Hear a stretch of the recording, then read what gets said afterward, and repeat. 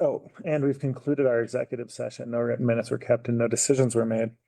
We are here now for a work session to address the cessation of federal funding to support individual assistance programs.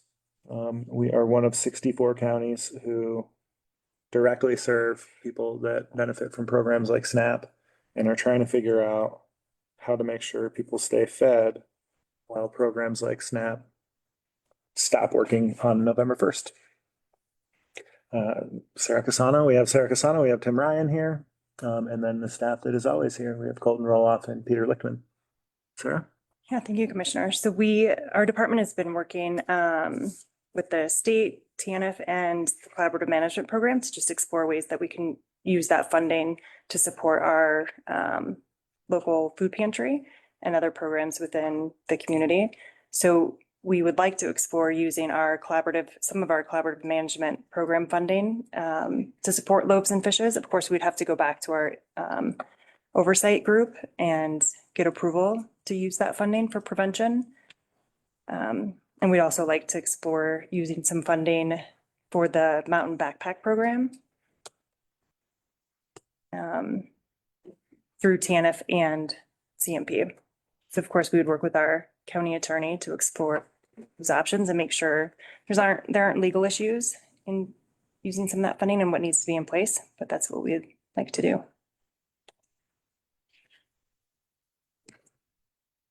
Okay.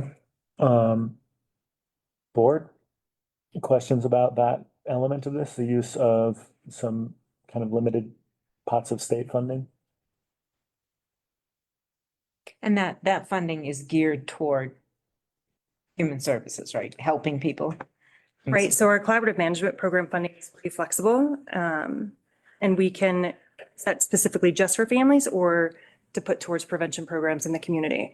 So I think we could go back to our oversight group and justify asking to use some money for the support of loaves and fishes based on knowing that they're going to have a higher number of community members visiting loaves and fishes over the next month because of the lack of SNAP benefits.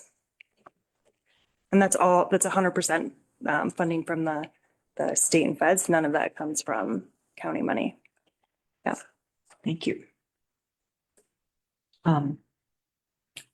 I think this is an extraordinary situation. I think most of you would agree. And some of what Director Casano has mentioned, it takes a little bit of time to put in place. And for some, the need is immediate and right now.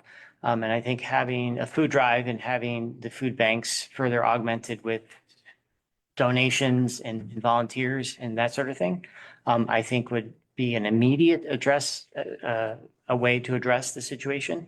Not to replace what Director Casano is suggesting, but a way to augment what the food banks are doing, both at the clinic and Loaves and Fishes, in a way for the community, a way for us to have a Clear Creek County solution to what is not a problem we made, and let the community speak and address it in the way that we do in Clear Creek County.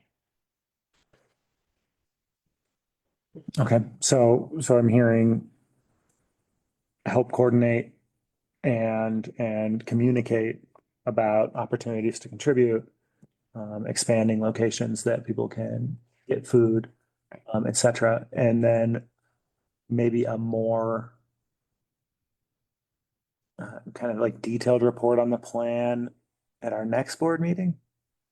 That's 2 weeks away. No, it's next week, right? This week. Not trying to suggest that we don't do anything between now and then, but just We will do lots between now and then. yeah. Yeah, because you were mentioning it's an immediate need for some folks. Definitely not trying to withhold direction. So those are the things that we can do in kind of week one. Can we project out a little bit about what this looks like if we see that the federal government isn't open in time for SNAP to be available again in December? I think we would have another conversation with our food pantry to see what kind of donations they got from the community. I know that they were going to go back and ask for some financial support and what their need looked like then for December, and then go back to our IOG and see if we we could use some additional collaborative management program funding to help bridge that gap for December if we needed to. While also exploring TANF funding to support people going to the food bank Okay. and the backpack program. Can you describe the amount of funding that currently is going into the community through SNAP and how that compares to what you're proposing here? Yeah, so the SNAP benefits kind of vary month to month depending on how many people are on SNAP at any given time. But last month it was around 124,000. Oh, a month. Right. 594 individuals in Clear Creek County received SNAP last month. So we're just we'll go back and ask our IOG for the collaborative management program to approve 5,000 to Loaves and Fishes for the month of November. And then some additional funding, the Mountain Backpack Program through TANF, which would not be county funding. And then potentially maybe some gift cards for Loaves and Fishes to give out if they were in agreement with the TANF guidelines and felt comfortable having people participate in signing off on those gift cards. So we're talking about roughly a 20th of what normally would show up in the community. And the reason I wanted to just make sure that's clear is that depending on the duration of this and what happens in the community outside of county government funds, we may need to continue to try to scale up a response to keep people fed. And so what options do we have as we move down the road if we start to see that we're struggling to scale a response or the community, a response is not being scaled that's adequate to the problem? I mean, I think we have to keep having these conversations. I mean, CMP funding will eventually run out. And same with our TANF funding. That's not an endless supply of funding. Yeah, in addition, it's going to depend on the response of the community, right? Like if it's robust and continues to be robust, then we could potentially really address it in a meaningful way. If it isn't, then again, harder conversations need to be had. And to be frank, I mean, if we don't get, if we don't get a lot of community support and this drags on forever, and I would include congressional support and state support on this issue, the board has options to make hard decisions with our limited resources to make sure that we're not leaving people hungry. But that means that we're going to have discussions about what's now not happening, right? I mean, we don't have excess capacity, right? So we're more than willing to meet this challenge, but there will be trade-offs if we get to that point to sustain a long-term response to this.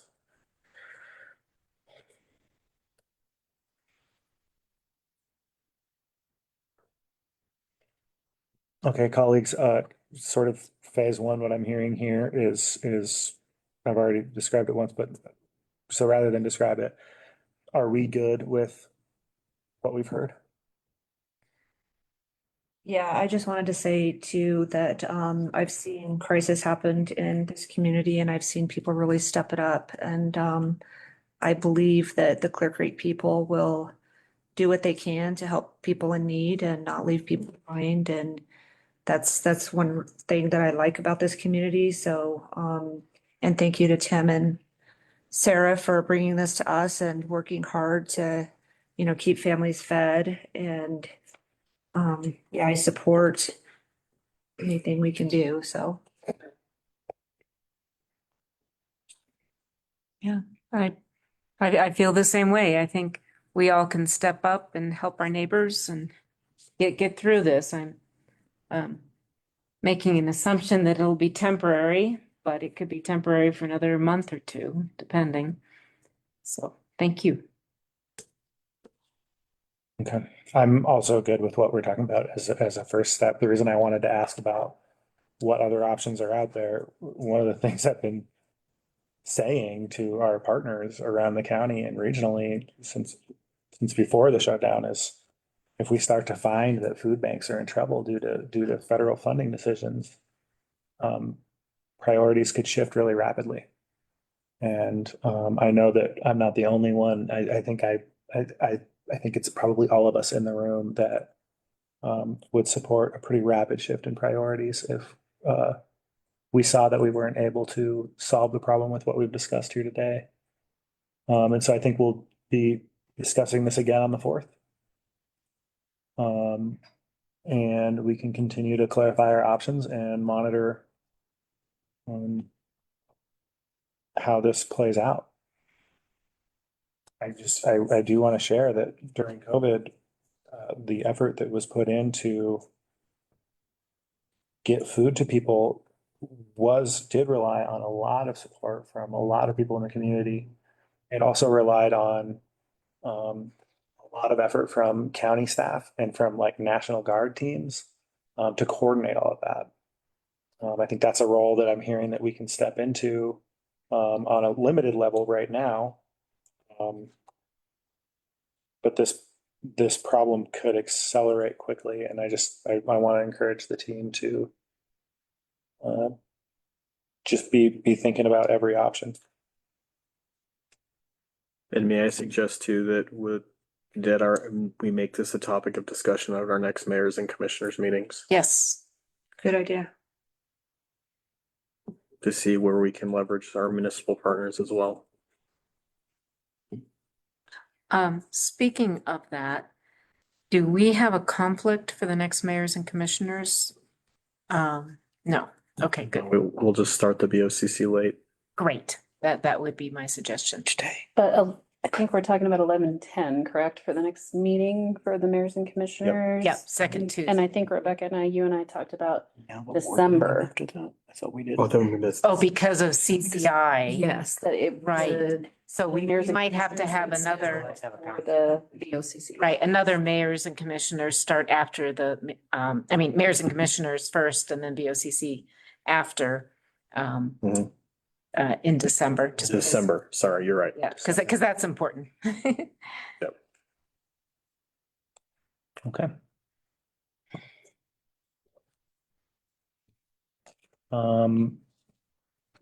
Anything else on this? Then we have one more executive session that was read onto the record at the beginning of the meeting. Thank you, everybody, for your time and your Yeah, passion for the yes, community. Thank you. Thanks, Tim. Thanks, Sarah. Thanks, guys. Thank you all. I'm ready when you are. I am ready. I move the board into executive session for the following purpose. Pursuant to CRS 24640224B, for the county attorney to meet with the Board of County Commissioners for the purpose of receiving legal advice on specific legal questions pertaining to the county's obligation to provide adequate staffing for emergency medical services and potential liabilities for failure to provide adequate staffing. I second. All in favor? Aye. Aye. Motion passes. The board will adjourn into executive session. No written minutes will be kept. No decisions will be made. This Zoom meeting will stay open solely for the purpose of us returning to adjourn because there is nothing further on the agenda.